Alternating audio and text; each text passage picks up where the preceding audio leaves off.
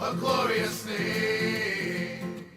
Look down from heaven and behold, from the heavens he shall. Hello, good day. Welcome to Line by Line Bible Studies. We're continuing today our study in the book of Exodus.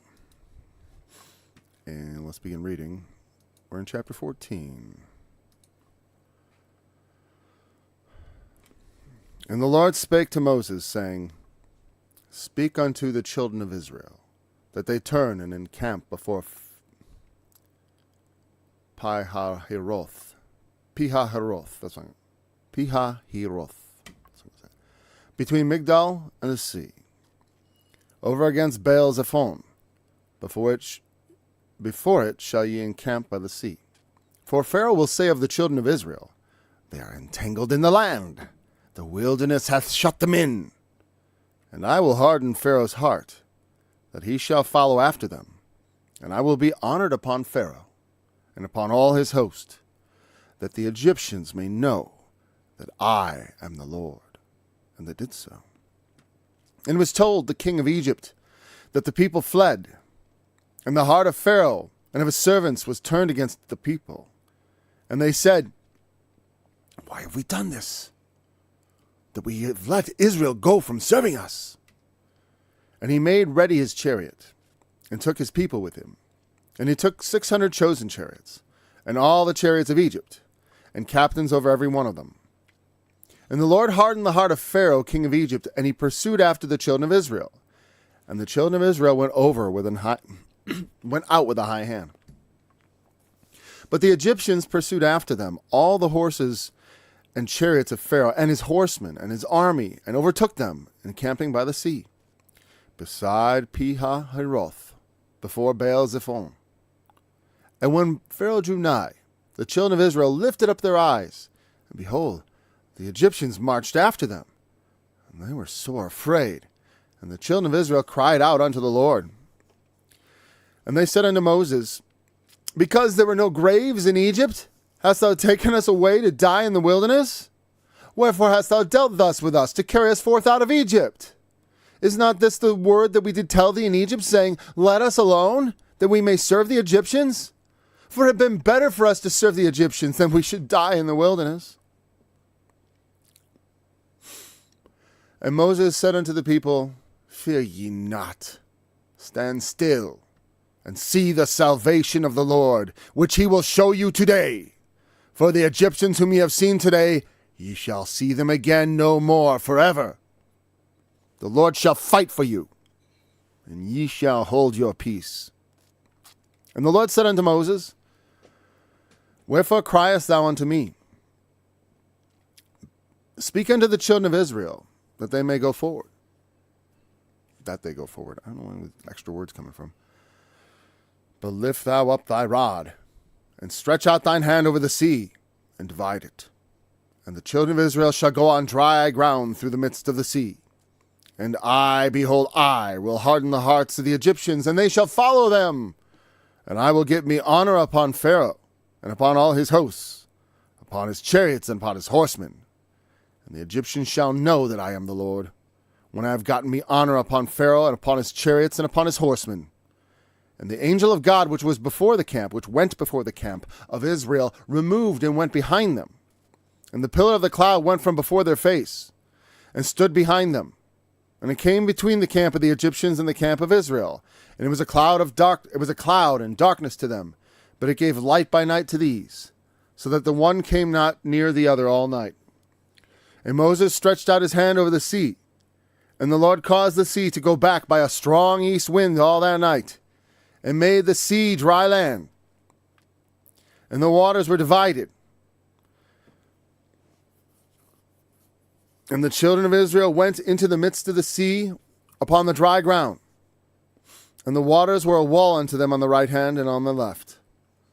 And the Egyptians pursued, and went in after them to the midst of the sea, even all Pharaoh's horses, his chariots, and his horsemen.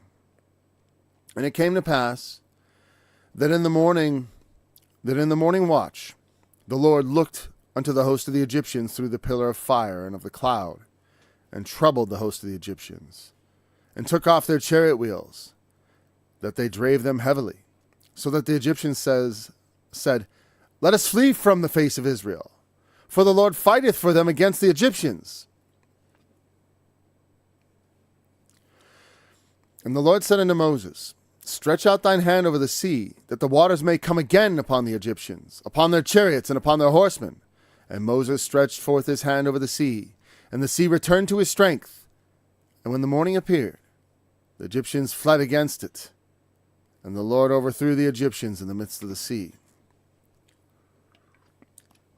And the waters returned and covered the chariots and the horsemen and all the host of Pharaoh that came into the sea after them. There remained not so much as one of them. But the children of Israel walked upon dry land in the midst of the sea, and the waters were a wall unto them on the right hand and on their left. Thus the Lord saved Israel that day out of the hand of the Egyptians. And Israel saw the Egyptians dead upon the seashore.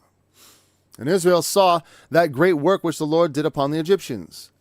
And the people feared the Lord, and believed the Lord, and his servant Moses. I didn't put 15 in there. Oh, well, we're not going to get to it. That one I could recite from memory, I think. Well, not the first couple verses, right? Something about Miriam grabbing some tambourines and instruments of music. So they're going to cross the Red Sea. They camp by this Pi-hahiroth. I think I'm going to grab 15, actually, because I think of some, it's highly likely we will actually get to this chapter today. Who knows?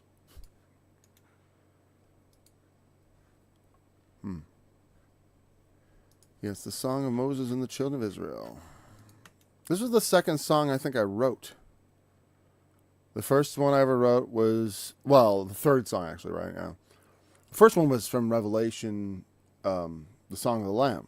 Great and marvelous are thy works, Lord God Almighty. Just and true are thy ways, thou King of Saints. And then I went to the Song of Moses and then to this song, because I was looking for songs in the Bible. And then I went to the Psalms a little bit before I started just taking on, things like Mark 13 and things that weren't intended to be songs anyways. Okay, so they camp at this place, Pi-hahiroth, in between Migdol and the sea. There's a lot of dispute about where Israel crossed the Red Sea. There's some people think, it was here, it was there.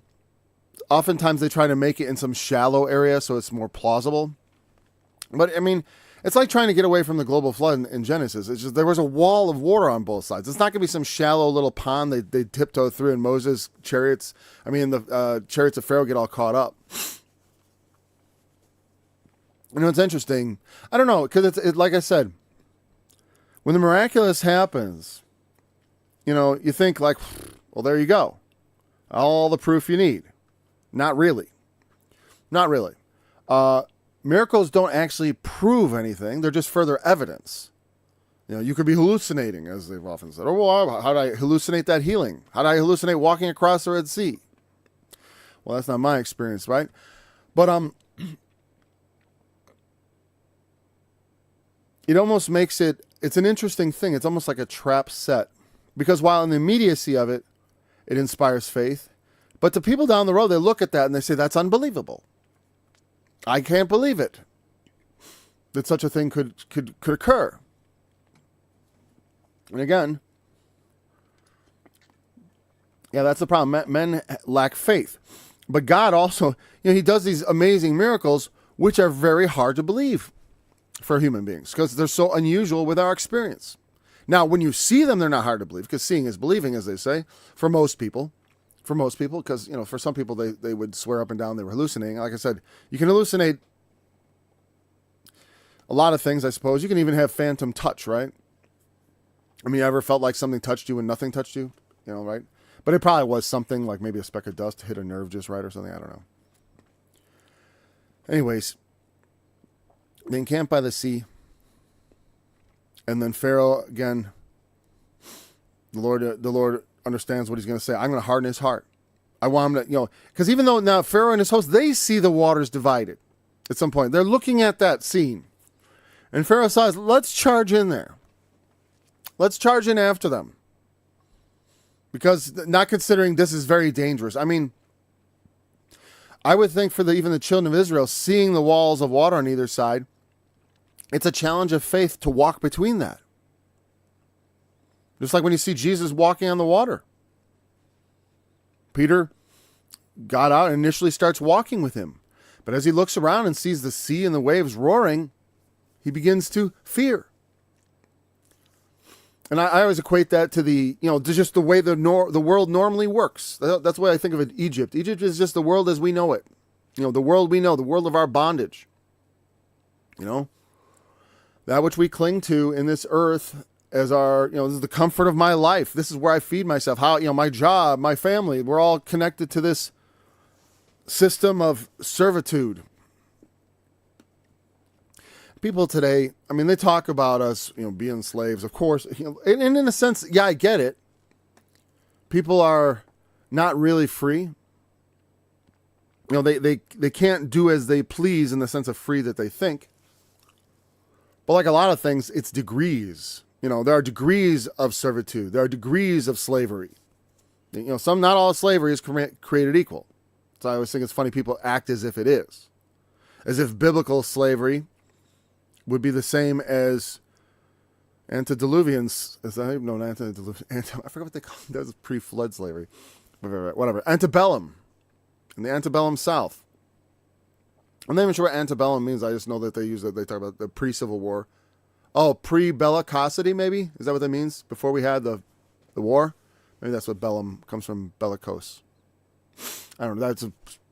That has nothing to do with the Bible, thankfully. So I can just totally be wrong about that. And not worry. Yeah. They're very different. I said chattel slavery versus voluntary servitude to pay debts is a very different picture. And even war captivity, depending on which country takes you captive, yeah.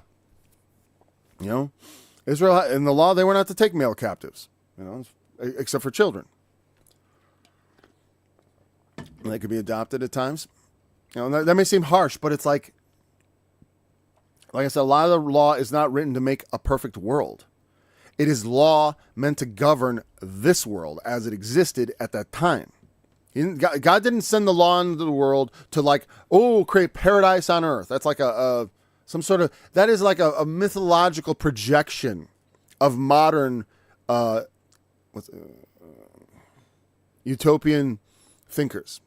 They want to create a modern utopia, like these utopian ideologies like communism and socialism. They want to perfect the world, make everybody happy, give everyone freedom, everybody that's a noble impulse.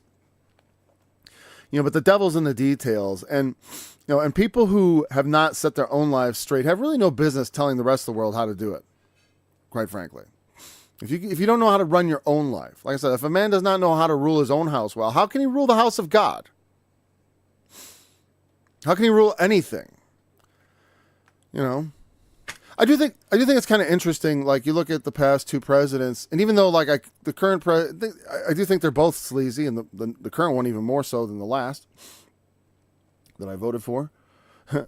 But the current president, in spite, while his son is likened to him, a corrupt individual, but the closeness is it seems like the man actually is fit for leadership on some level because his family is in line.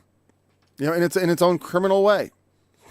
Even the mafioso knows how to keep the family in line. He's not a good person, but he's a man who knows how to rule well, even if it's brutal. And that may not be good. Like I said, there's different degrees. You can be a decent leader or be at least fit for leadership, but also be not the ideal leader because you don't have all the qualities necessary, like Christ, of also compassion. You don't want to just rule by fear and intimidation. That is absolutely a recipe for getting overthrown. You want to rule by adoration and fear. There should be a love coupled with a healthy dose of reverence and respect for the power that can, like it says about the government. You got to respect the government because they can put you away. They bear not the sword in vain. At least to the degree that they are not a barrier to me living a righteous life. As long as they're not in my way, I got no beef with the government. I said, they started messing with my life. I was never much of an anti-government guy. I've always said, obey the law, all that. I still believe that, in as much as it is good. As that is, and when it comes down to those things where they violate our rights, and not just my rights, I care little for. It's all the other people. Also, it's not like I own my rights. It's like, I'm willing to sacrifice my rights.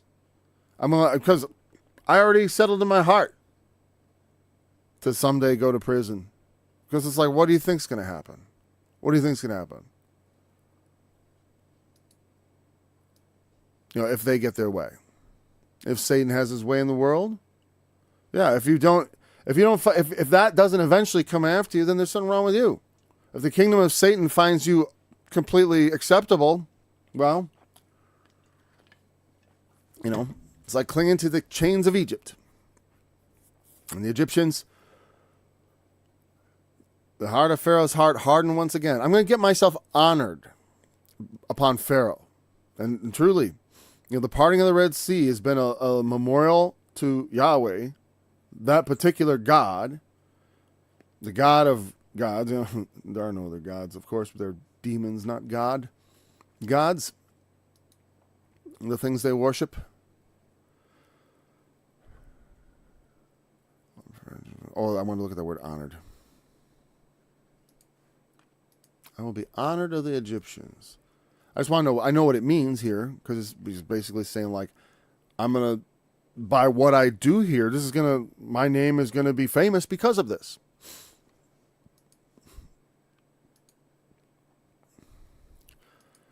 All right, honor. Honored upon Pharaoh.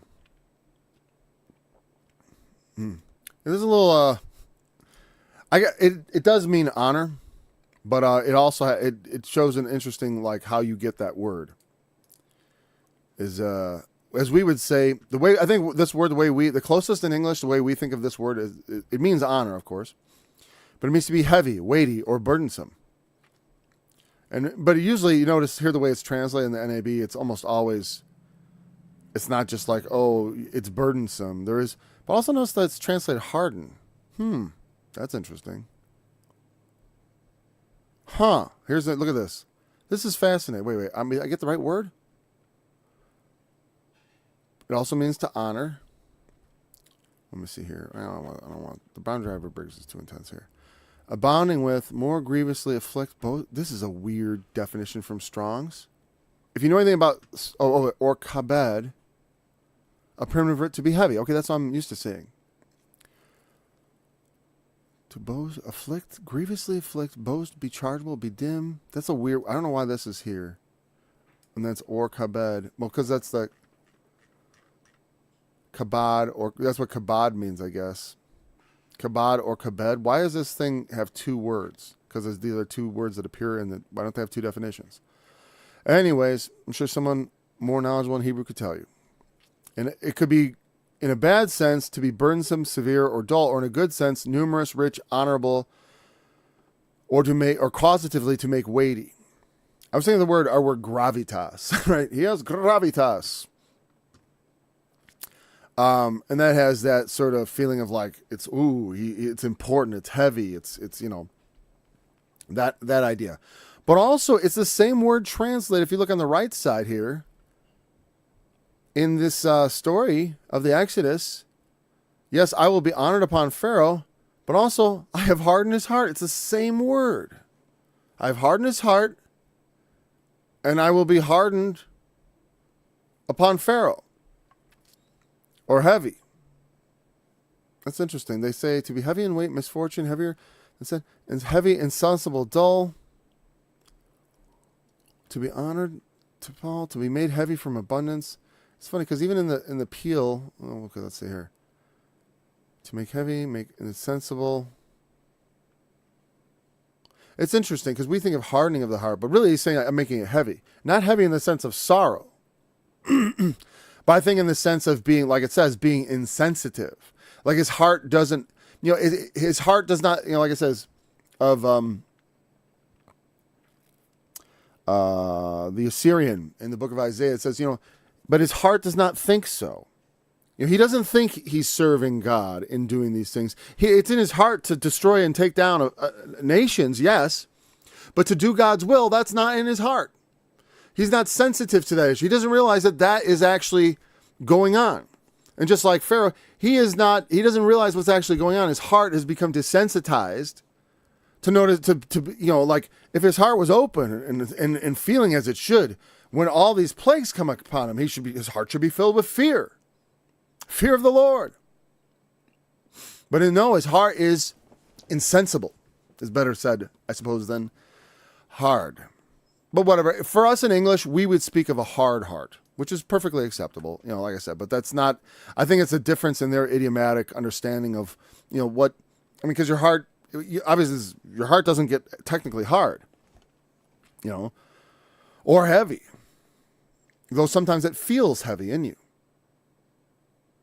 And then whenever I feel, honestly, it's funny, when I feel like hard-hearted about something, if I start getting that way, about like, let's say someone transgresses against me or whatever, or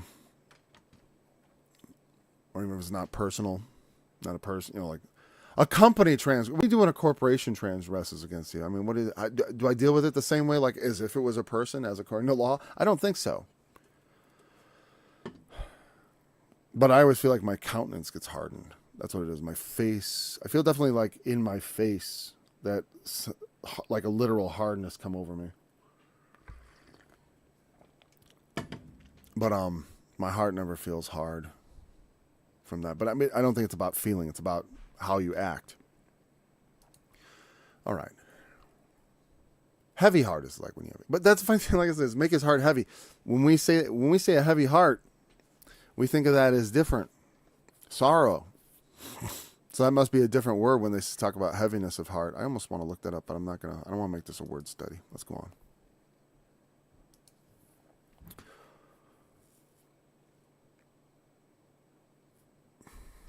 I'm going to get me on. So I will be honored. Has that sense of like, because the idea of weight, right, and measure, we want to get the proper measure of things. You know what I mean? That's like a thing that we can think about. Like that has to do with like perceiving things properly. How you take heed, how you hear, and with what measure you meet. You know what I mean? God weighs something, so to speak. In the balance of our life, like how important is God? How weighty is he? You know what I mean? Is he a light thing? That's what I'm saying. That's what that means. To be honored in this sense means to have your proper weight, to be given the weight that is due. And in that sense also, like we have, like we talk about, I don't know if this is, we have the figure of speech where we say someone is worth their weight in gold, right? But I think that actually speaks to the kind of the metaphor. It's like when you weigh things out, like, oh, here's 2 pounds of vegetables. That's 99 cents a pound. Probably today it's $2.99 a pound. But depending on what you're buying.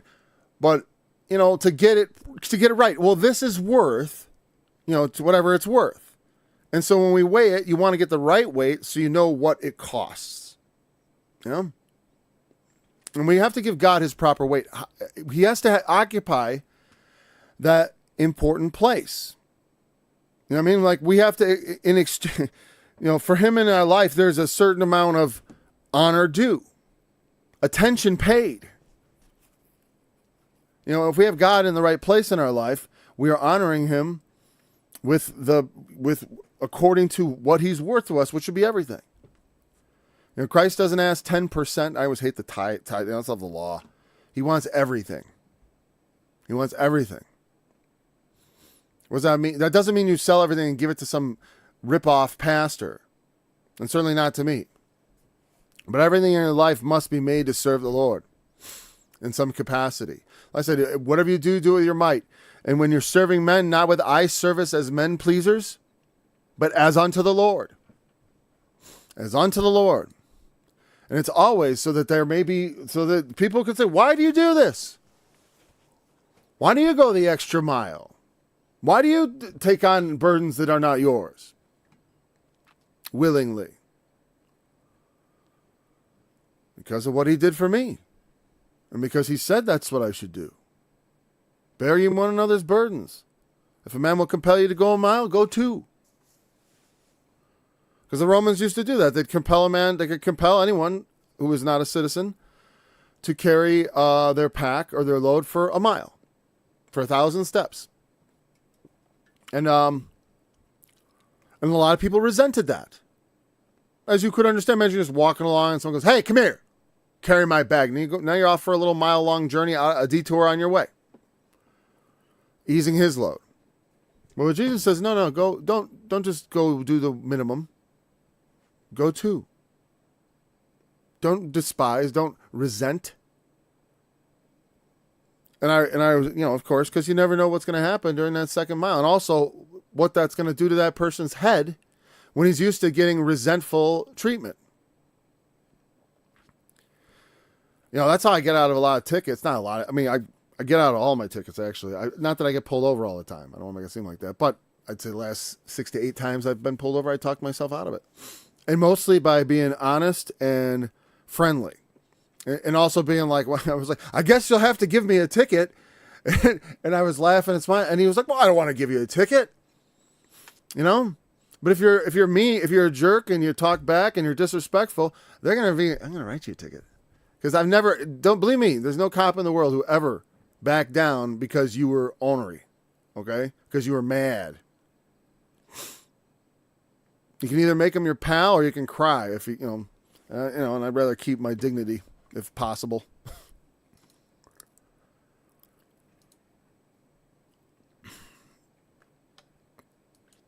But anyways, but let's move on. God, it must be honored. And Pharaoh's going to understand the weight he should associate with God. This God. He takes gods too lightly because he is a man who is like a god. And very many people today think of themselves as approaching to God. They can do whatever they want. And they go about in the world doing whatever they want. Think about it, the way our country is supporting genocide in another country, and then the leaders are acting like it's not happening. I observe the phenomenon online of there are people who deny it's happening, and that I understand that in a certain, like they're ignorant, if they are ignorant. Some people are probably denying it and they're lying, which is pretty despicable. And I see people revel in it, like that's what they get, Or like there was a reporter on Israeli news when some of the Palestinians went down to the beach to enjoy themselves. They said, what was it they said? They deserve miserable, painful deaths or something along those lines. That's not an exact quote, but deaths was definitely the word and the key thought. Such vindictiveness. We should not be so. That's not the way things ought to be. We need to fear God. Put him in the proper place in our life. People, when they start, forget God. That's why they do things like that. So, well, evil's done in the name of religion. Sure. And look, evil men use religion for whatever they please. Like I said, it's like, show me in the commands of Jesus. Like, they'll say Christianity this or Christianity that. Which part of the New Testament do you think inspired the Crusades? Not that I'm saying, I have always been more on the side of the Crusaders than on the other. But, really, actually, I ought to not think of myself on anybody's side. I'm on the Lord's side. I don't consider myself on the side in the current conflicts of anybody except the Lord's. I serve the white throne. I don't serve earthly interests, but heavenly.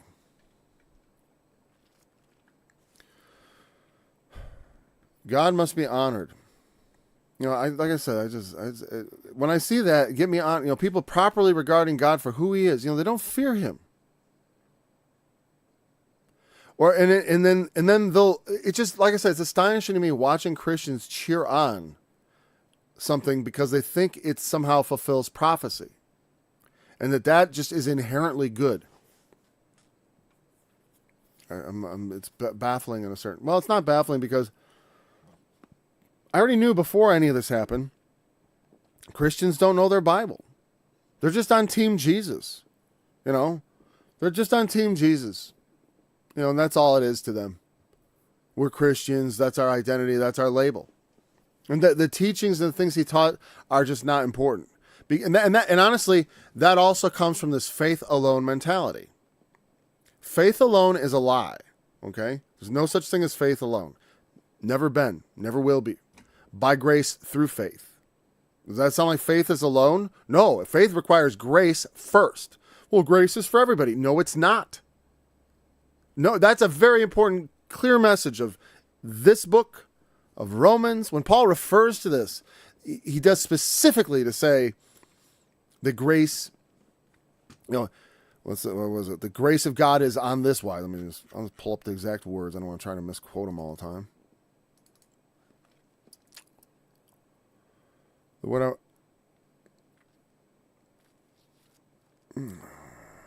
Here, it's 15. Romans 9:15. For he saith unto Moses, I will have mercy on whom I will have mercy, and I will have compassion on whom I will have compassion. I mean, it's according to God's will. He does not have.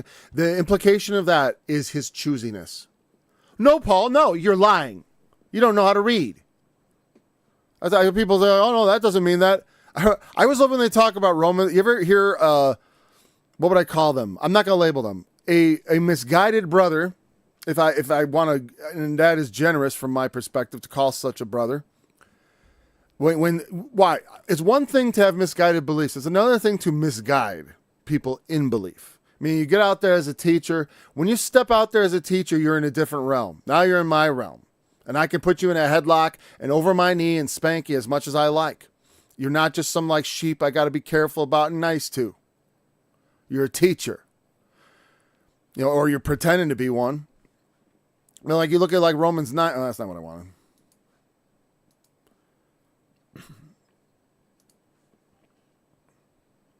I actually didn't want to bring it up anymore. I was done with it. It's not of your will. It's God's will. This is the scriptures saying to Pharaoh, I've raised you up for this purpose, to show my power in you. I said, well, how can he find fault with people who has resisted his will? And some people think this is a cop-out. Nay, but, O man, who art thou that repliest against God? Shall the thing formed say to him that formed it, why hast thou made me thus? It's a very obvious thing that people just don't understand, but let me just lay it out a little stronger for you. If I say, God, well, what why did you make me this way? His response is, look, I made you. If I made it different, that wouldn't be you. If I change your genes, Paul, you're not Paul anymore. Some people think, like they're born in the wrong body. That's nonsense. The idea of being born in the wrong body. Wrong body? Like, is there a right body? It's like, you are your body. That's you. You're not in a body. You are the body. You became a living soul. Now, in the body, out of the body, sure, you're in the body. But, there are out-of-body experiences, but we are firmly implanted in this body. Anyways, faith alone is nonsense. The only time the Bible ever mentions it is to deny it in James. It's just to deny it. Show me your faith by your works. Without your works, I'll show you my faith by my works. Is what James had to say about that. And it's true. Not that works are what save you. Of course not. The only thing that saves you is the blood of Jesus and his work. But then, that's what saves us. But how do we get saved? Well, God has mercy on us and he opens the eyes of our understanding to faith. And then when that faith comes out of us, that is the sign of God's salvation. And the continuing in that is salvation. Like I said, we can't be faithless. Or unfaithful. It makes it very clear, if we've tasted the powers of the world to come and then we turn on Jesus and all that there's no path back according to Hebrews.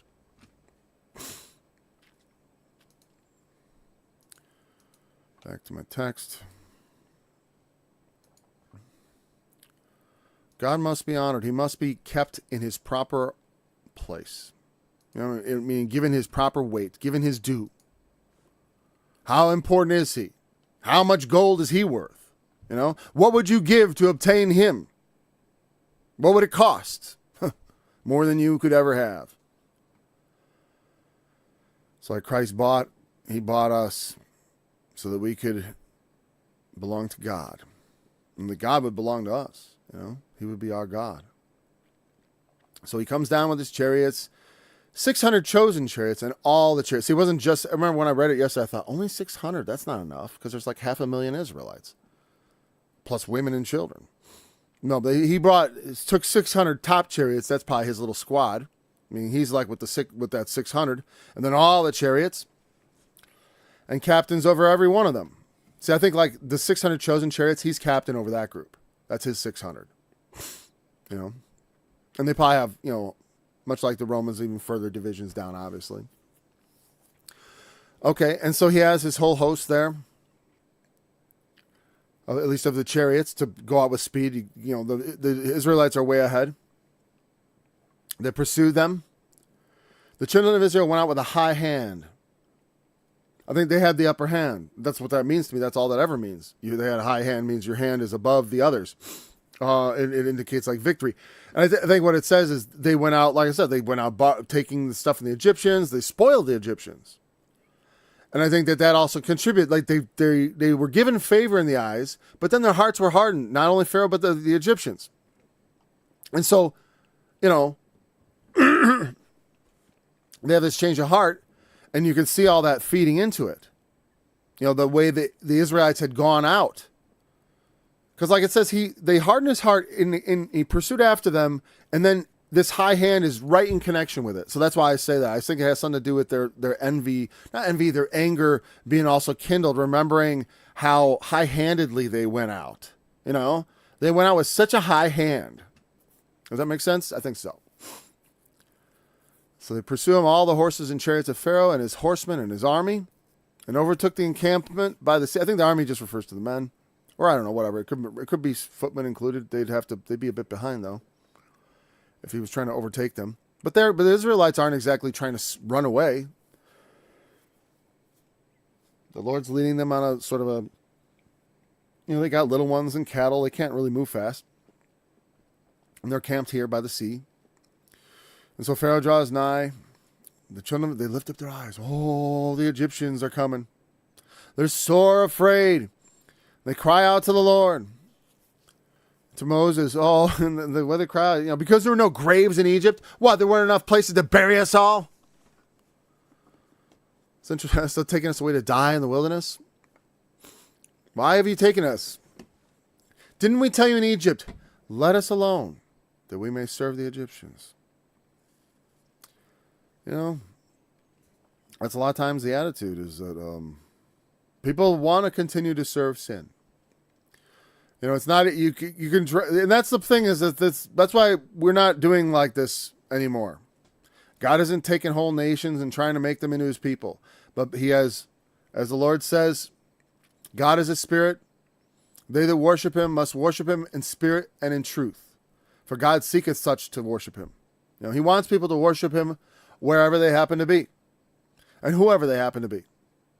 And you think like, well, what why the mystery and all that? Well, I don't know all. I do think the God's work is strange. His strange work. It is strange to man because we do not understand or perceive the end of the thing or all the workings thereof, But I've always said that when it comes to the Lord, he is raising sons. And the way he does that is what he deems the way he wishes to do it. I used to say I'm not even going to suggest it's the best way. It's just the way that it pleased him to do it. He's doing things in such a way as it pleases him well. It's not, the world isn't designed for our pleasure. As far as it's made for God's pleasure. Now we may take pleasure in it. It has pleasures, both good and evil. There's the pleasures of sin for a season. But how good and how pleasant it is for brethren to dwell together in peace and unity. It is good. There are good things to be had in the world that are not evil and not to be ashamed in partaking. But there's also, it can be an enemy. It can be an enemy. Like Jesus said, what will the coming of the Son of Man be like? Well, it'll be like the days of Noah. They were eating and drinking. They were marrying him, giving in marriage until the day that Noah went in the ark. Now, you could say, oh, they were marrying and giving with the angels. It's like, I don't think that's what he meant. It's like I said, when the kingdom of God was proclaimed to the people who should get the kingdom, they were like, they made light of it, is what it says. One returned to his farm, the other to his merchandise, I think it was, his field or something like that. What's wrong with merchandise? What's wrong with farming?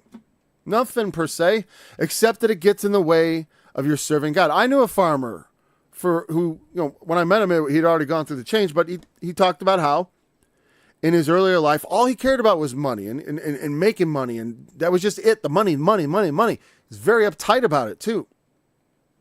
And when the Lord came into his life, he let all that go and he stopped. He's still a farmer, makes a lot of money, but he didn't get all, he lost all the uptightness and the whatever. I don't know, because I've never had a lot of money. My anxiety only comes from the fact that I lack money.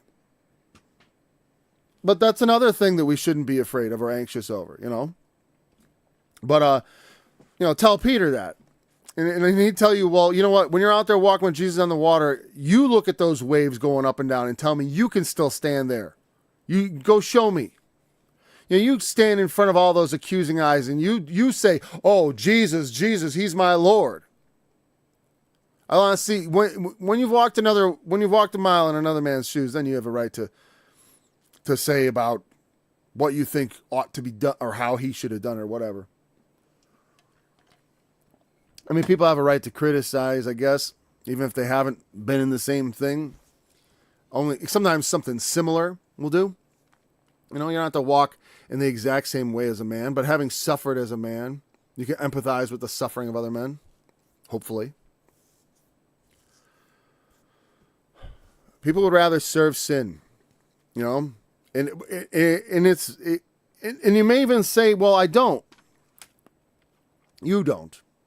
Because you're a sincere believer. You want to turn from your sin permanently. That's when you that's why you came to Christ. It should be. I came to Christ because he was going to wash away my sins, that I will have sins no more. Now, of course, not having an expectation of perfection in faith, but realizing that it does bring a spiritual perfection, an imputed righteousness that makes us perfect in the sight of God. At least in the judicial sense, not that God is ignorant of the things we're going through and the things, and when we sin against him, he's not ignorant of that. But he does not reckon it against us, thankfully. He may reckon it, he does pay attention to that, and he reckons it for chastisement, as if you were his own son. His own son didn't need chastisement. The funny part. But he chastises us as he would if he had sons that were wayward like us. It is better for us to serve the Egyptians than we should die in the wilderness. Well, you know what I said in my song, Cancel Culture? I'd rather die free than a slave. That's just me. Because the Apostle Paul says, whichever estate you find yourself in, you can serve the Lord. And I get that. To me, when I say that, die free than a slave in that song, I'm meaning a little different sense. Because the slavery they would impose on us is don't speak the truth. And don't say the thing that you're not allowed to say. And that I would rather die than be a slave to that command. Because there's a certain amount of service which I will tolerate. I will tolerate being in the world. I will tolerate working for, and being, I tolerate a lot of things, being screwed over, not getting paid what you're worth. Getting, ripped off in many ways. Tolerate it. No problem. I mean, in the sight of the Lord. But that's not really the bondage I'm talking about. What do I mean? Well, there's a lot of ways in the world in which we're bound. We're bound to the flesh. The flesh binds us and all that. And so I willingly submit to life in the flesh in the hope of a better resurrection. This is the bondage of this death. There is that bondage too. The body and the flesh and the lust thereof. We are in bondage to it in many ways, but we can't serve two masters, as Jesus said. You're eventually going to hate the one and love the other. No man can serve two. You can't be a slave to Egypt and serve the Lord. That's why they had to come out of Egypt into the wilderness so that they could serve God and then come to the promised land. There's like that. You see that progress, and that's also a picture of us. Also, as Paul said, you got to take heed. You don't want to fall like they did. You don't want to murmur like they did. You don't want to, and not that way we've murmured. Remember, these all sins and transgressions which men commit can be forgiven, but if we persist in them, if our lives are characterized by faithlessness and murmuring against God, it calls into question, like, well, what exactly is your faith? What do you mean when you say you have faith in Christ? You know what I mean? And so, to have faith in Christ is to be willing to come out of captivity. Is to be willing to come out of sin. That's why you come to Christ. You're saying, save me from my bondage, from my sins. You're not saying save me so I can go sin with impunity. But that's how people act.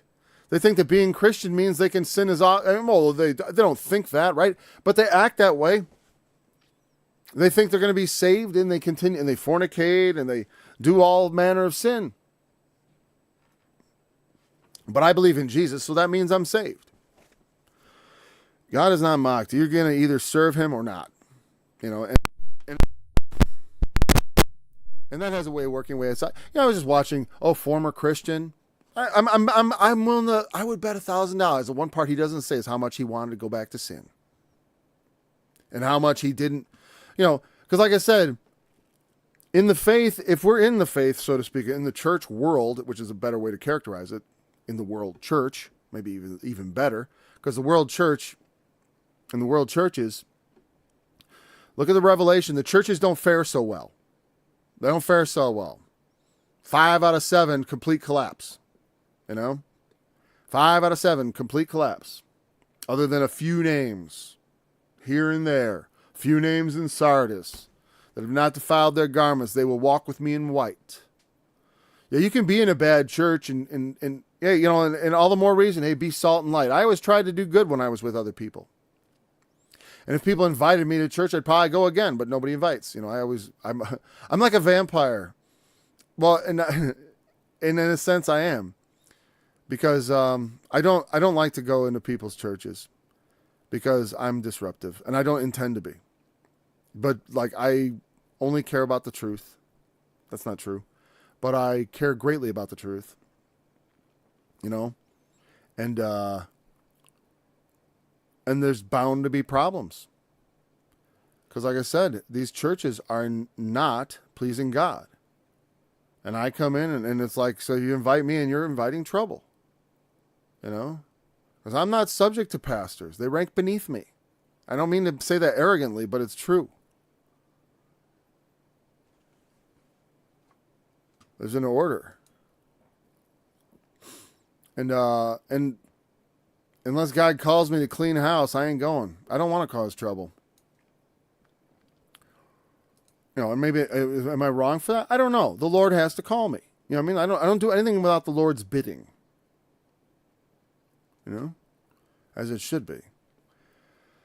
I don't want to, I was talking about the slavery. Yeah, like I said, it's like, serving sin. Well, to me, to not speak the truth is sin. Right?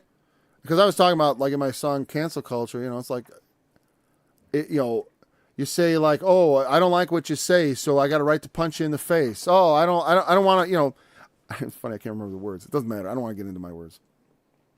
Well, my words are informed by the Spirit. But I don't mind the kind of slavery that means I work. You got to work. I don't mind being a wage slave. I'm not a wage slave. I don't really want to be a wage slave, but I would not resent being a wage slave. I always liked just having a job and getting a check. People, I don't think that's really wage slavery, but I understand why they feel like it is. Because they work a job that's barely enough to survive, but they can't stop. They have to keep at that job. And maybe it's not a good job, and they feel very much bound in it. Only the Lord can give us that sense of freedom that we really crave. Because everyone's in bondage. The executive at the top feels bound. I was watching this a video on people who mentally break down, And there was one they call executive burnout syndrome, or executive flame out, or executive something like that. Executive. And I'm like, that's what sometimes I feel a bit like executive burnout, because I'm in charge of a lot of things. I'm in charge of a business. I'm in charge of a ministry. I'm in charge of a family. I'm in charge of a family and a family. Because there's like a bigger family than just a little family. Being like the head of a larger family.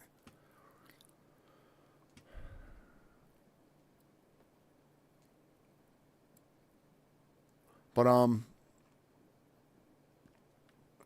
yeah, to me, it's like you cannot sacrifice truth-telling to survival. That's the non-starter.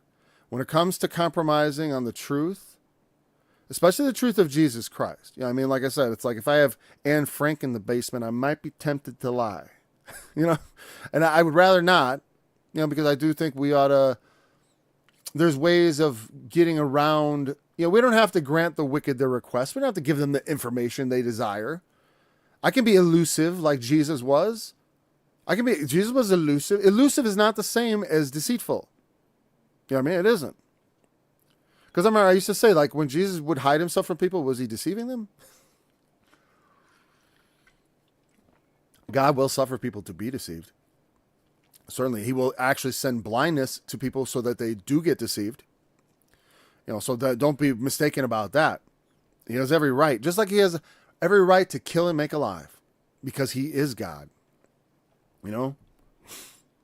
Like, like when you're playing a video game, do you ever feel any guilt about dispatching an enemy? Well, no, because you can turn around, the enemy will be there again. God has that same power. There's nothing permanent till he says so.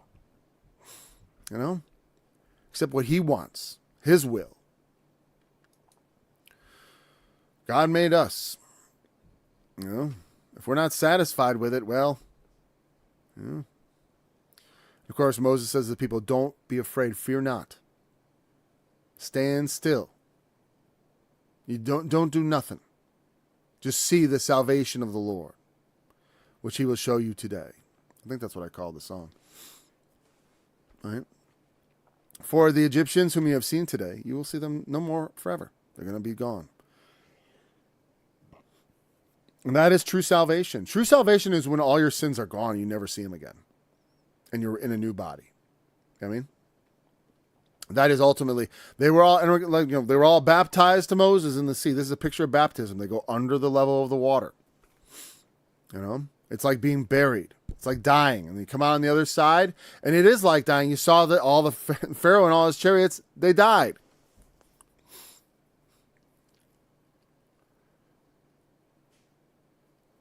Fear not, the Lord will fight for you, and you will hold your peace.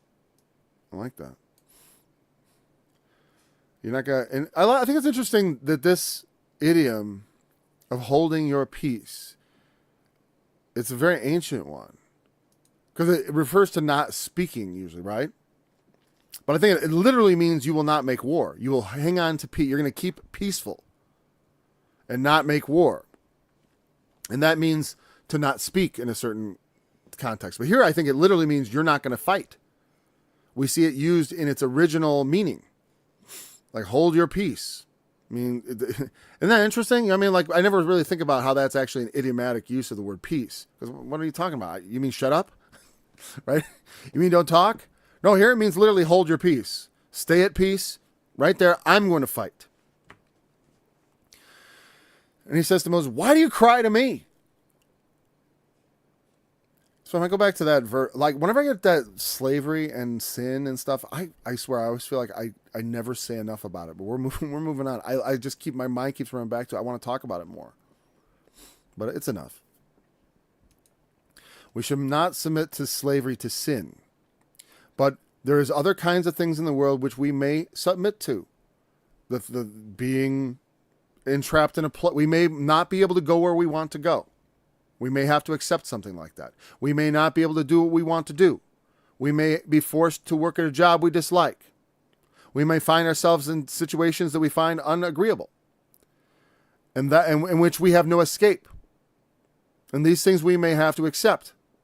But The bondage of sin I will never accept, and I will always seek to throw it off. You know what I mean? I will always seek to be able to tell the truth. I will always seek to be able to speak the truth. Especially when they tell me I can't. Especially. That's why when they said, oh, we want to condemn this phrase from the river to the sea, I'm like, all right, that's my next song. I never thought I'd be supporting this at all.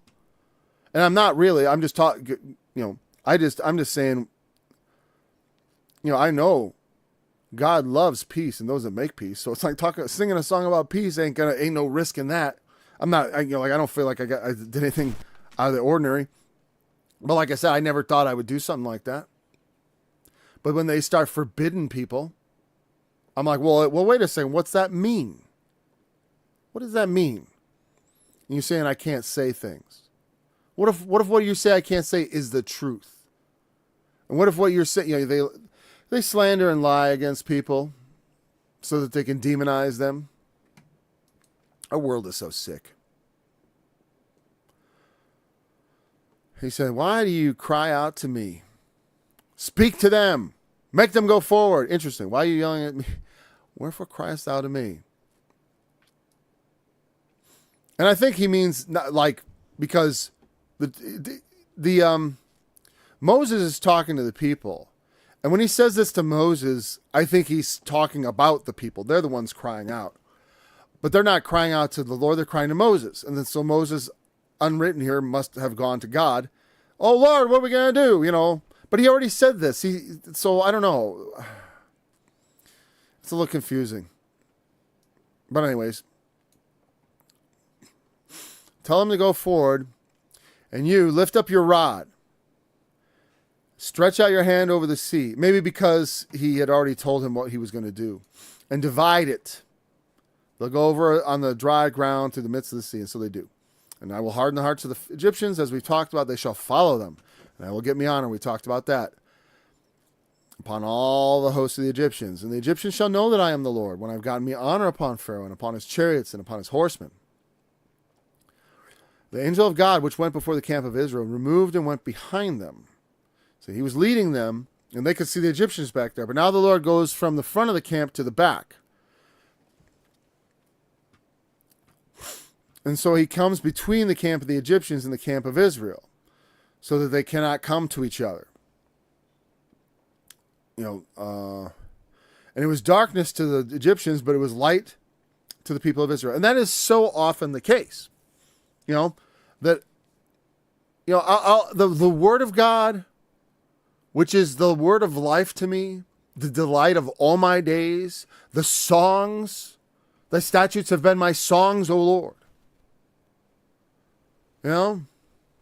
I've tried to bring honor to the Lord through singing his words and all that, and loved them exceedingly. But other people despise the word.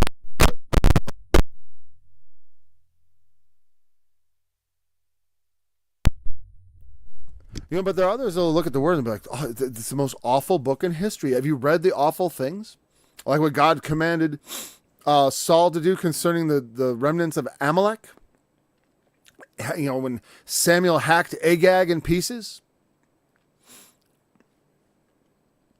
But like I said, that's different because, well, whatever. I understand the horrors of it. People are horrified. I kill and I make alive. It's like, look you can accept reality, or you can live in a fantasy world. It's like you can take the God that made us, or you can look for another. I don't know. But like I said, the Old Testament, they read it with the wrong mindset. They don't understand that this is a word sent into a world of wickedness and sin. So the laws governing it govern a wicked, sinful people. It's not trying to create paradise. It's trying to create order. And yeah. And those things, and like I said, well, Paul, no, I don't need to cover that. That's fine. Oop. I lost my word there. Yeah, there are things in the word which are dark, and are not just dark in the sense, but like to people is darkness. It's a stumbling block. It keeps their mind, they'll read it and they stumble at the word and they cannot accept it. And I think and I understand this whole process in a certain way because, like I said, I have my life's been kind of interesting to me because I was born believing, essentially, not literally, obviously.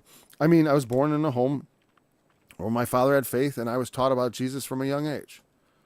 My mother played along. You know, I can't credit her with any faith. I can't. But she mostly didn't interfere. Mostly. Except for the part where my dad didn't want me to, get all messed up with girls and stuff, and she decided to bring dirty magazines into the house, to undermine that. Thanks, So she obviously didn't obey her husband on that front. Anyways, and caused me endless pain. Thanks. No, it's ended. But I meant like in my youth, it was just constantly a grief to me. This lust and pornographic. Ever since seeing it ruined my mind. I was 5 years old.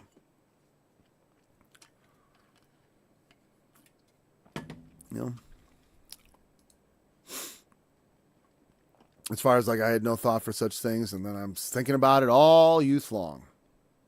Always, I was such a hurry to grow up so I could get me a woman. Oh, Lord. Well, maybe, in the end, it all worked out for the good, because if I hadn't been looking for women, I might not have noticed the one I got. So the pillar comes between them. They can't see each other. Oh, I want to just expand that a little more. I don't care how much time we got. Because it is like that which is... I don't know how many times... like I said, like you look at that passage about Pharaoh, about Jacob and Esau in Romans 9. And for some people, that's terrible. I'm like, no, it makes... Now I understand. Finally, everything makes sense. That's the thing, is to me, what's beautiful and wonderful is understanding what's going on. The brutality of the world I've accepted. The world must be consequential for the sons to be properly raised. I think so, in my opinion. If God's raising up sons, they are in an environment that is consequential, where the stakes are at least perceived to be quite real. Doesn't seem like a simulation. And I'm not saying it is. It's funny that people would talk like that. Because to me, that's just like, well, that just leads straight to God. Because like a simulation, what is it? Just a man running a simulation in another world that's just like this, that evolved from a monkey or whatever?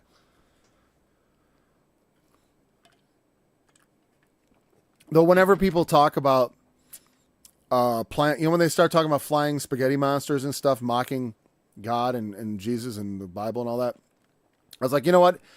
On the planet of the talking unicorns, they probably mock the idea of a planet of talking monkey men, like we live on.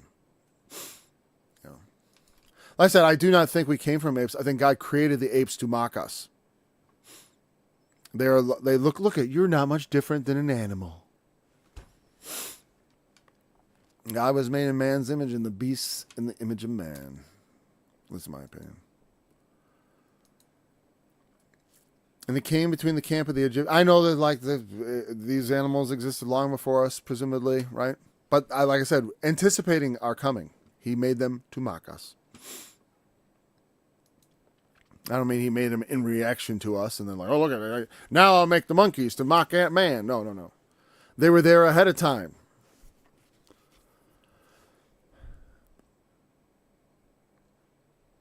Okay. Moses stretched out his hand over the sea. The Lord caused the sea to go back by a strong east wind. Once again, the east wind comes into play in the day of the east wind.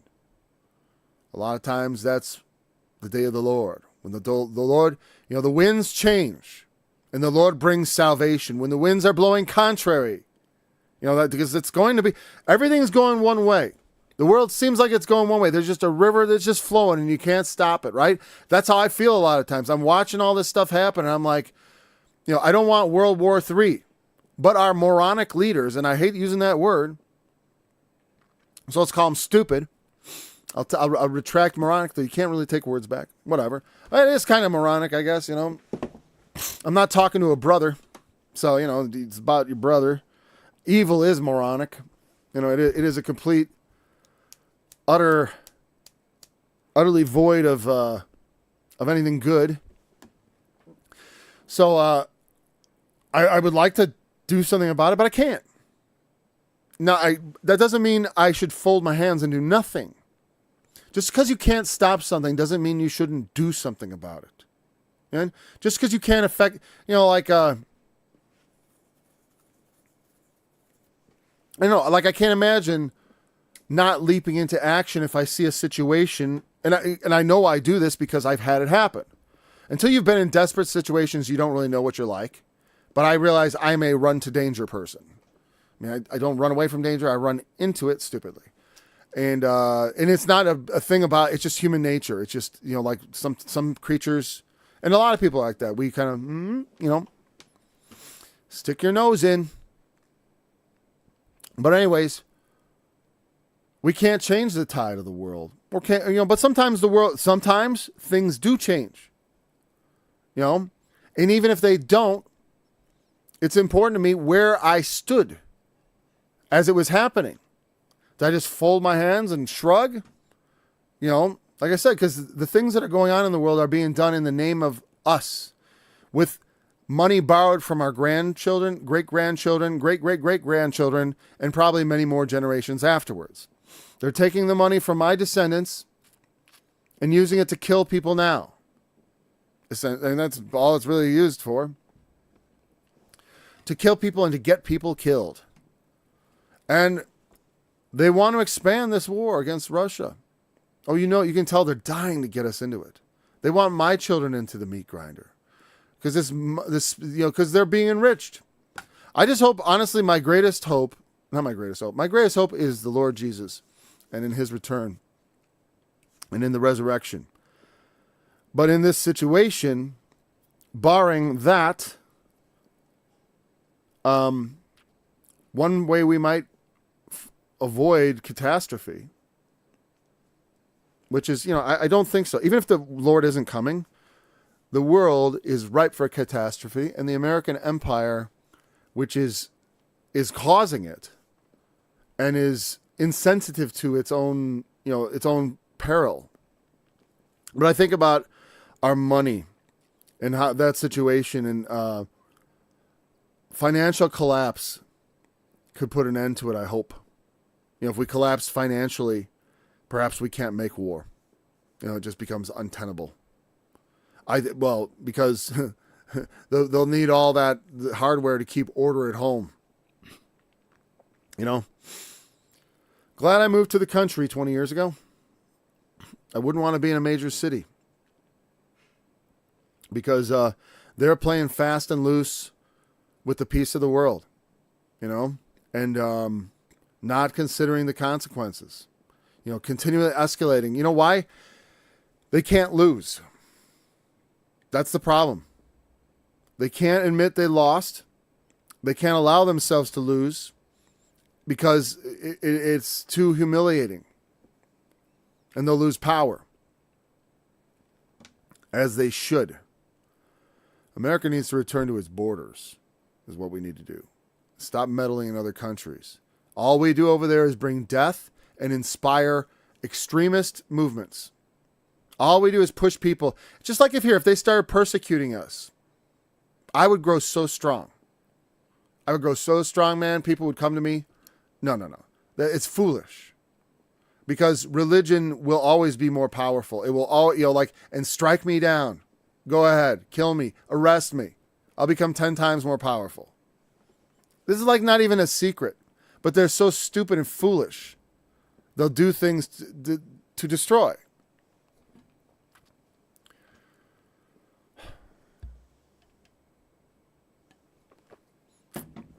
That blindness. They're filled with hate for the Russians. This makes me think of this, the Exodus. The Russians say to Ukraine, let my people go. You have Russian speakers in your country, you're persecuting and bombing. If you think that's all started when Putin invaded, you haven't been paying attention. And don't talk to me until you start, okay? We have all these CIA bases in Ukraine. It's our little puppy over there. Not even that. I mean, we're running their country into the ground, killing all their people, enslaving them, putting them into armies, And I see them. I see them grabbing people off the street, stuffing them into vans to take them to the front line. They're trying to call back the refugees, the young ones, to fight. There's like 200,000 young people in Poland. Maybe not young people. They're probably 50 to 20, right? All the men who have fled, they want them coming back. Come back and die. Because they ain't going to win. Even if they get another, they have no hope of that. Not like, not in any conventional sense. Not in the sense of like, they have miracles and all that. Why would God do that? Why would he help the godless American empire against Christian Russia? Why would he help a godless, evil empire that promotes sodomy, that promotes mutilation of children, that promotes the castration of children? This isn't a joke. This is, if you don't know what I'm talking about, this is real. This is what America represents in the world. We spread abominations. We spread evil. I thought we were spreading democracy. No, we spread despotism. We will bring you a brutal dictator who will grind your face into the ground. That's America. And God does not bless it. That, not the American empire. I'm not talking about the country America and the people of America who oppose this, but our Congress does it anyways. They pursue the Russians to their doom. NATO is finished. And America is evil in the world. Now, our Constitution is beautiful. Our rights are sacred. And our people, we love God. But these people in charge know not God. Fear not God. They only think of money and power. They should all be brought down. I'd like to send half of them to Russia as a gift. Not, really, peace offering. Here you go. We have some war criminals. We'd like to, we don't have room in our prison for war criminals. Maybe you have. Or maybe you don't need to imprison them. We don't care. I certainly don't. They have so much blood on their hands that there's nothing they don't deserve. Who have blood on their hands, the blood of innocents, who in their greedy way they have sucked it up, and then they just spread lies and lies and lies. We spread, you think God is in favor of America against Christian Russia? You got nothing. Oh, Putin's evil. I don't care. So what? How do they act? Oh, the blah, blah, blah. Please, I don't want to hear about it. So much ignorance. And I'm not pro whoever, it's like, what if I was? I think I have freedom of thought here. We're not at war with anyone, are we? Even though our speaker has declared himself a wartime speaker.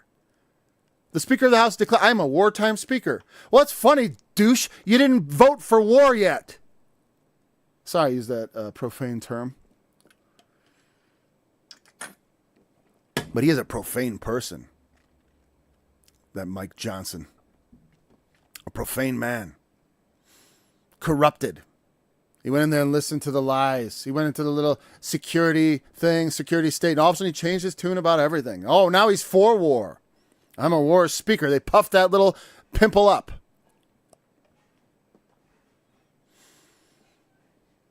We couldn't be like the Egyptians. We are just wicked, enslaving people, coveted. We got money. We're rich. We got weapons. We think we're more powerful than everybody. We're invincible. We're indispensable. We're unique. We make, we got the rules-based international order. We make the rules. You follow them. We do whatever we want. America thinks it's God in the world. And God is going to show America that it is not God.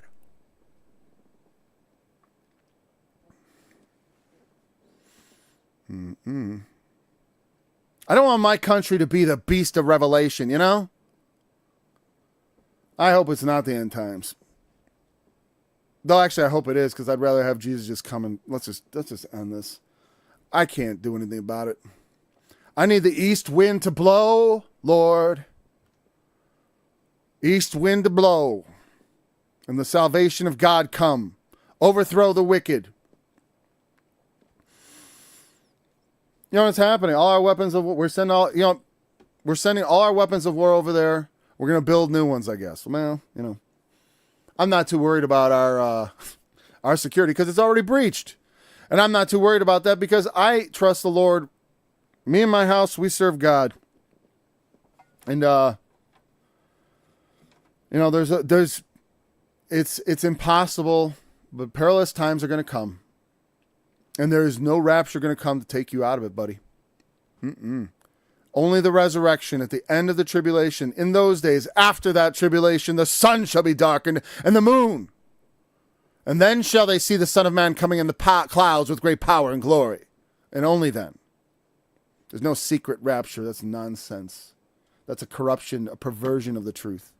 They take a little verse and, look, we can split these off here and make up all this BS. Look, it says you are not destined for wrath. Well, no kidding, kid. But you are destined to suffer for Christ's sake. Unless you're some special snowflake that Jesus, not so-and-so. I mean, hey, not everyone has to suffer. But no one ever became great without it. That's why prophets fast. That's why, in things, in the old time, like they fast, they pray, they afflict themselves. If nothing else.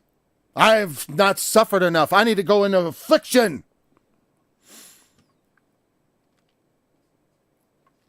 I can appreciate good. The good Lord, especially.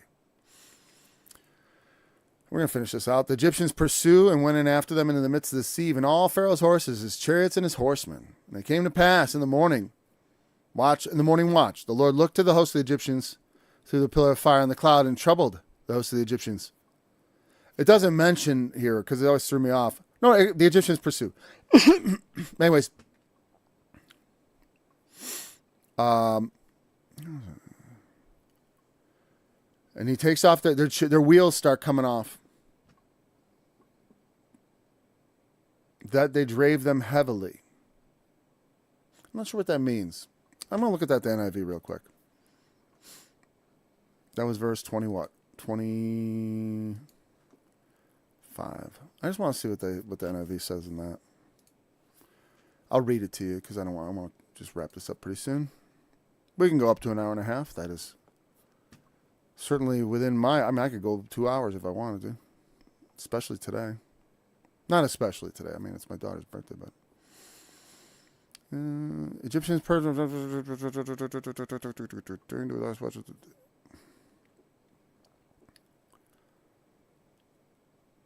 okay. Oh, okay. I get it. Yeah. They said he jammed the wheels of their chariots so they had difficulty driving. Okay. Because when it says they drove them hard, it was hard to drive them. It was difficult to drive them. Okay. Because I'm used to when it says drive hard, it means like go, go, go. You know what I mean? Like that. No.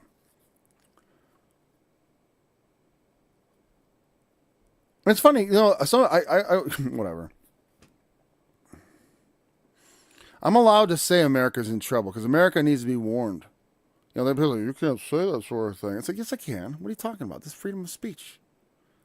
I don't care. You know what's cool? Even if they deny my freedom of speech, I'm still going to take it. Just like when they tried to lock me down. No, you don't. No, you don't. They try to make me wear a mask. No. You can't. Make me. Now, I wasn't that defiant. My wife was really defiant. I just rescue her, But I did defy in my way, my own lame way. But like I said, they have to enforce it. Don't just let them cheaply steal your freedom. You know what I mean? By just saying words. Oh, you can't go out of your house. Oh, darn. What's wrong with you? Just someone orders you. You do that. What the heck's wrong? What happened? You know what I say that is? Too much school. School ruins people. They just become obedient. And you should be obedient, but not to everything. You don't want to obey Satan. You got to learn to discern and then obey God, not the devil. And certainly not men when they lead you astray. Like I said, the government is there to protect us from evil doing and to tell, and there are rules that we should all follow. And I agree. We need to have rules so we have civil society. But like when you're talking about, oh, well, society wants you to do all these weird things suddenly. Well, society can take a hike. All right. I will not submit. And neither should you. Because it's not just about me. And it's not just about you. It's about what's right. Freedom is for, freedoms and rights never matter more than in times of conflict and war. We got to suspend your rights because there's this emergency. No, that's why it's a right.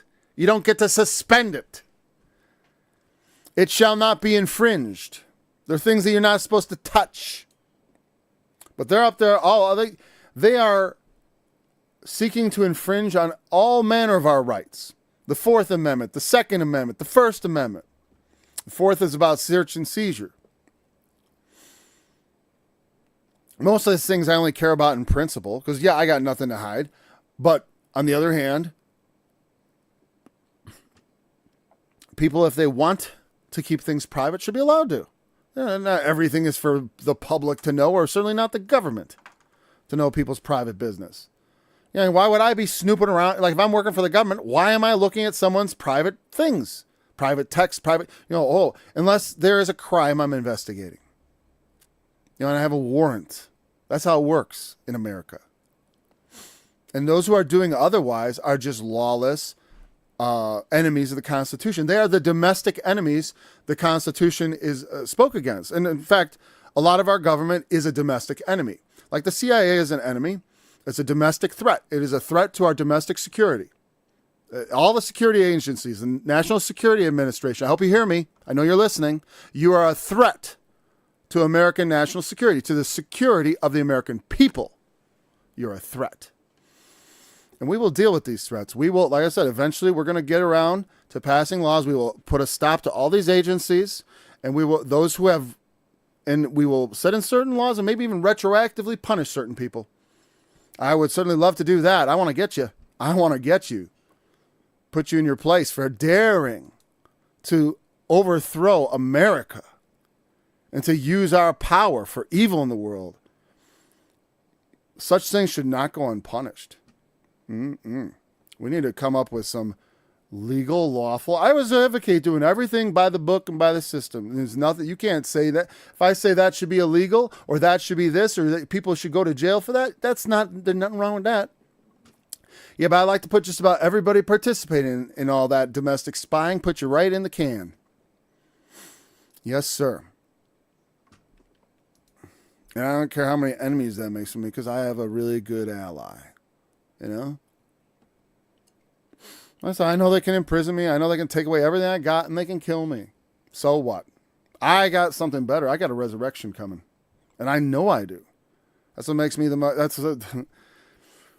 go on. Waters were a wall. The Lord saved Israel that day out of the hand of the Egyptians, and Israel saw the Egyptians dead upon the seashore. I tell you what, try to enslave people and hurt them. There's nothing good can come of it. Like I said, we need to return to our borders. I'll tell you, if we owe anyone reparations, it's for all the things we've done. The slaves from the South, they passed away a long time ago. And the truth is, most of your problems now, if you're descended from slaves, have nothing to do with that. They have everything to do with other stuff. And there may be injustices involved in why you're in the way you are, but it has little to do with actual slavery anymore.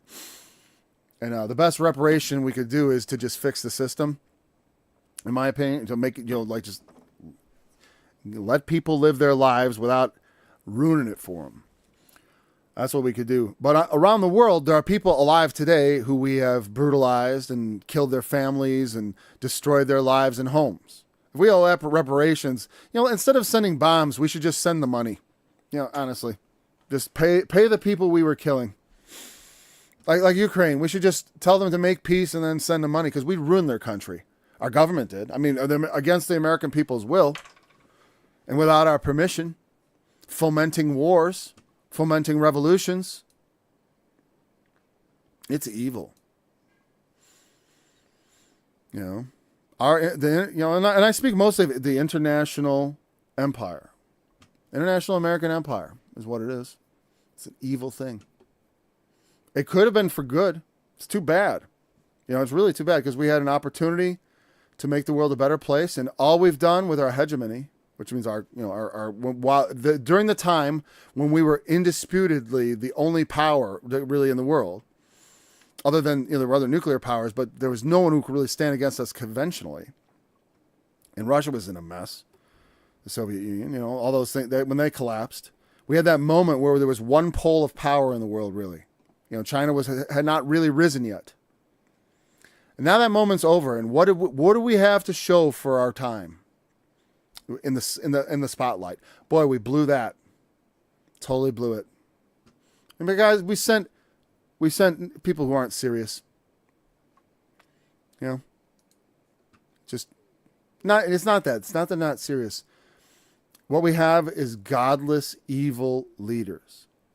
Not just I'm not talking about just the president. I mean all the people involved in the military-industrial complex, the security state, the establishment, all that stuff that are doing these machinations overseas, trying to control governments overseas, trying to increase our power overseas, trying to basically rule the world, and to expand our rule in the world, and to depose people we don't like and prop up people we do, to maintain total dominance and to have all those riches of the world for our very own. And it's madness. It's going to bring misery and destruction upon the American people. It can be the only outcome unless we repent right soon. Time's running out. It is. Time is running out. Because you can't, there are consequences for murder. There are consequences for ruining people. And they even have a word for it. It's called blowback. The east wind will blow. And then you'll think, oh, it's time to rush in. Just like Satan, The east wind starts blowing, and all of a sudden he's like, you know what? Things have changed. The testimony of the two witnesses finished. We can kill them. And they do. They race in and kill the two witnesses. Only for 3 days later, the great fear to come upon them. And that makes me think of the Egyptians. They think, aha, here's the moment. Seize it. They can't resist. Run into the sea. It's so stupid. Just like crucifying Jesus. The wisdom to be like, wait a second, guys. Wait a second. This is the finger of God, so to speak, I think I see God's hand in this. That's why when you see the finger of God, it's like, wait a minute. It's like I think I've seen a piece of what's going on here. The people feared the Lord and believed the Lord and his servant Moses. It's like peak moment. That's salvation. Notice when he saved them, literally, they also had their faith in him. They put their faith in him. And for us, obviously, that is how it works. We put our faith in Christ so that we can be saved. Because without faith, it is impossible to please God. That's why I say, how could Israel be pleasing to God? There's no faith there. Certainly very little in Christ. And as much as there are Christians, is that informing the decisions of their national government? Don't confuse the people with the national government.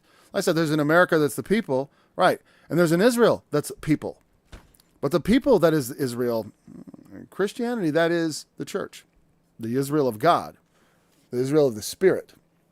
That is not to say the natural seed don't have, to them do pertain the promises. God has his hand stretched out to them. Come to me. But they must come to him. And if they do not come to him, if they refuse to believe, if they follow after the ways of evil and death and murder, and then say, well, God gave it, and then they don't believe in God, but they'll still believe that God gave them the land. You're going to get behind that? Okay. To me, that's like, I think about Christians supporting that, and I think this makes me think of the kind of thing they're going to come to him and we've done all these wonderful works in your name. He's going to you work iniquity, man. You work iniquity, and I don't know who you are. Like I said, when people advocate for things that I'm like, you think Jesus would be on board with this? He's like, yes. I almost want to, put I want to put like I just had a thought of like a really goofy cartoon, like maybe it's a F-16 dropping a bomb, and Jesus is on the wing looking inside the cockpit, like smiling with a thumbs up to the pilot with the Star of David on it on his patch, right?